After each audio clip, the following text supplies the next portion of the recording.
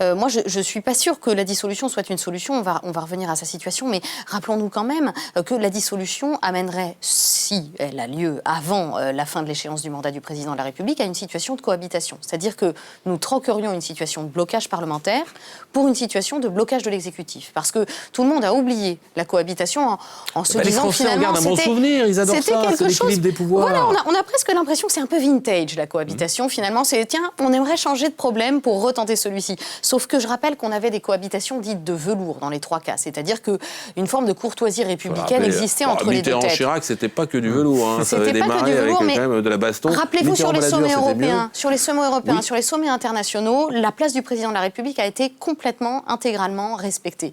Aujourd'hui, avec ce qui se passe au niveau international, la question de l'envoi des armes, la question de l'envoi des troupes, la question des financements, tout ça ne passe absolument pas, contrairement à ce que l'on croit, par un domaine réservé du président de la République. À chaque fois, il aura besoin de la signature du Premier ministre et de celui des armées. Donc, les blocages ne feront que commencer. Si on veut vraiment sortir de l'ornière, il faut une présidentielle qui donne lieu à une législative. Et j'imagine mal qu'on dissolve au mois de novembre pour encore dissoudre au mois de mars 2026.